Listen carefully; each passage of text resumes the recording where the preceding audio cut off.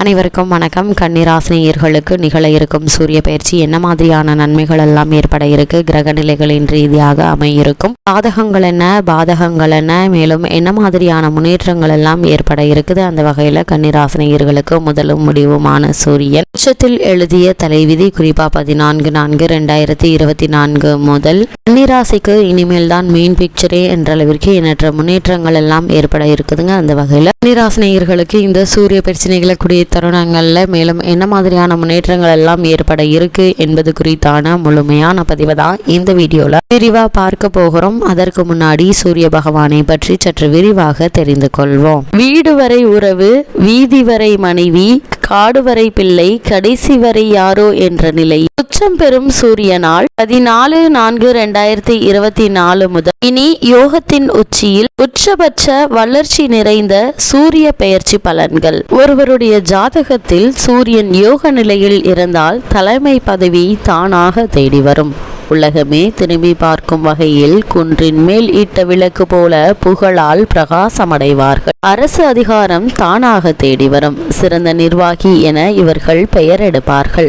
சூரியன் தந்தைக்காரகன் என்பதால் தந்தையினுடைய பாசம் அபரிமிதமாக இருக்கும். தந்தை வழி சொத்துக்கள் கைக்கு வரும். மனதைரியம் அதிகரிக்கும். எடுத்த முயற்சியில் உறுதியாக இருப்பார்கள். இந்த பிரச்சனைகளையும் சமாளிக்கும் மன தைரியம் சூரியன் தருவாரு. சூரியன் ஆத்மகாரகன், உடலும் உள்ளத்திற்கும் சக்தியை தருபவர். அவரே ஜாதகத்தில் பலமில்லாமல் இருந்தால் உடல் உஷ்ணம் ஏற்படும், சோர்வாக இருப்பார்கள், கண் பார்வை கோளாறு ஏற்படும், தலைவலி தலை சுற்றல் ஏற்படும். சூரியனால் என்னென்ன யோகங்கள் வரும் என்று பார்க்கலாம். நவகிரகங்கள்ல ஒன்றான சூரியனால் நமக்கு பலவிதமான நன்மைகள் ஏற்படுது. அவ்வாறு சூரியனால் ஏற்படும் யோகங்கள் என்ன என்று பார்க்கும்போது, ஒன்று வாசி யோகம், மற்றொன்று வேசி யோகம். வசி யோகத்தை பொறுத்த வரைக்கும் ஒருவருடைய ஜாதகத்தில் சூரியனுக்கு 12இல் சந்திரன், ராகு, கேதுவை தவிர மற்ற ஐவர்களான புதன், குரு, சுக்கிரன், சனி இவர்களில் ஒருவர்கள் இருந்தார்கள் என்றால் அது வசி யோகத்தில் பிறந்தவர்கள்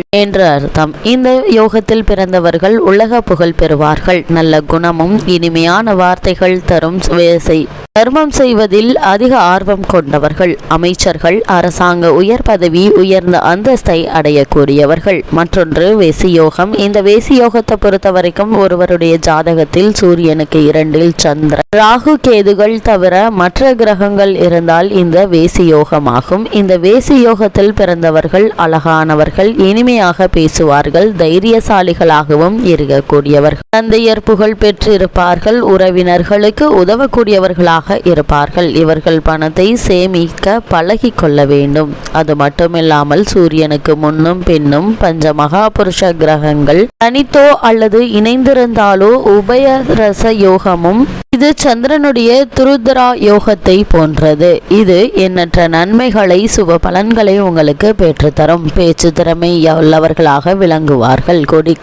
எல்லா விதத்திலும் கெட்டிக்காரர்களாக விளங்குவார்கள். தைரியசாலிகள், உறவினர்களுக்கு உதவி செய்வார்கள். அனைவரும் இவர்களை பாராட்டக்கூடிய அளவிற்கு நடந்து கொள்வார்கள். அடுத்து ரவிச்சந்திர யோகம். சூரியனும் சந்திரனும் ஒருவருக்கொருவர் பரஸ்பர கேந்திரத்தில் இருந்தால் வரிஷ்ட யோகம், திரிகோணத்தில் நின்றால் சமயோகம், உபஜயஸ்தானத்தில் இருந்தால் அதம யோகம் என்று கூறப்படுகிறது. இந்த யோகம் பெற்றவர்கள் அரசியல் செல்வாக்கு, லாபங்கள், நுண்ணறிவு, ஞாபக சக்தி, பேச்சுத்திறன், வெற்றி கிட்டும். வெற்றி சமயோகமாக இருந்தால் பலன்கள் இவற்றிலிருந்து குறையும். தீமை எதுவும் ஏற்படுவதற்கான வாய்ப்புகள் இல்லை. அதம யோகமான குருடு, மனநல பாதிப்பு, மூடத்தனம், அவமானம் ஏற்படுவதற்கான வாய்ப்புகள் இருக்கு. சூரியனுக்கு 2இல் சந்திரனும் அல்லது லக்னத்திற்கு சூரியனும் 2இல் புதனும் 11இல் சந்திரனும் இருந்தால், குரு சந்திரனுக்கு 4, 7, 10 இருந்தால் பாஸ்கர யோகம் அமையும். இதனால் தைரியசாலிகளாகவும் உயர்ந்த அந்தஸ்துள்ளவர்களாகவும் இருப்பார்கள். சகல சாஸ்திரங்களை தெரிந்தவர்களாக விளங்குவார்கள். மேடை பேச்சாளர்கள், மன மகிழ்ச்சி உள்ளவர்கள், தனது தொழிலை சிறப்புடன் செய்யக்கூடியவர்களாக விளங்கக்கூடியவர்கள். அடுத்து பார்க்க போவது திரிலோஷன யோகம். சூரியன், சந்திரன், செவ்வாய் ஒருவருக்கு ஒருவர் திரிகோணங்களில் இருந்தால் திரிலோஷன யோகம் அமையும். இந்த யோகத்தால் சிறந்த சிந்தனையாளர்கள், சிறந்த பேச்சாளர்கள், சகோதரிகளுக்கு உதவி செய்யக்கூடியவர்களாக இருப்பார்கள். பிறரை எளிதில் எடை போடக்கூடியவர்கள், அதிக செல்வம் மற்றும் நீண்ட ஆயுள் கொண்டவர்களாக விளங்கக்கூடியவர்கள்.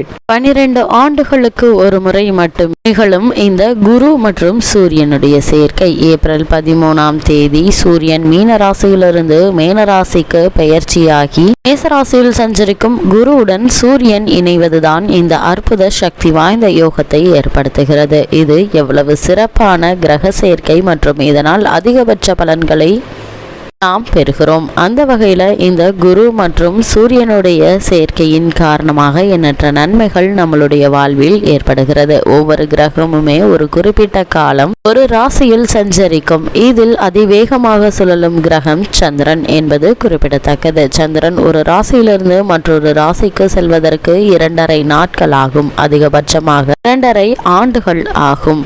ஒரு ராசியில் இருப்பது சனி கிரகம். இது போல வெவ்வேறு காலகட்டத்தில் ஏற்படும் பயிற்சியில் கிரகங்கள் ஒரு ராசியில் ஒவ்வொன்றாக இணைவது அற்புதமான யோகங்களையும் ஒரு சில நேரத்தில் அசுபமான யோகங்களையும் உண்டாக்கும். மிக மிக சுபிட்சமான மற்றும் சக்தி வாய்ந்த யோகம் என்று குறிப்பிடும்போது குரு மற்றும் சூரியன் இணைவை கூறலாம். அதுவும் ஒரு சில ராசிகளில் குரு மற்றும் சூரியனுடைய சேர்க்கை பல யோகங்களில் இணைவுக்குரிய பலன்களை கொடுக்கும் என்பது குறிப்பிடத்தக்கது. அது போன்ற ஒரு சேர்க்கை தான் 12 ஆண்டுகளுக்கு ஒரு முறை நிகழும் இந்த சூரியன் மற்றும் குருவினுடைய சேர்க்கை. இதனால் பதவி உயர்வு, ஊதிய உயர்வு, உத்தியோகத்தில் சில முன்னேற்றங்கள், பொருளாதார முன்னேற்றங்கள், வசதி வாய்ப்பில் முன்னேற்றங்கள் என எதிர்பாராத பல முன்னேற்றங்கள் நிறைந்த ஒரு சேர்க்கையா இந்த சூரியன் மற்றும் குருவினுடைய சேர்க்கை அமைந்திருக்கிறது. சில காலங்கள் மட்டுமே இந்த சேர்க்கை நீடித்தாலும் இந்த காலகட்டங்களில் எண்ணற்ற பல முன்னேற்றங்கள் உங்களுடைய வாழ்வில் ஏற்படும் என்பது குறிப்பிடத்தக்க ஒரு நிகழ்வாக அமைந்திருக்கிறது.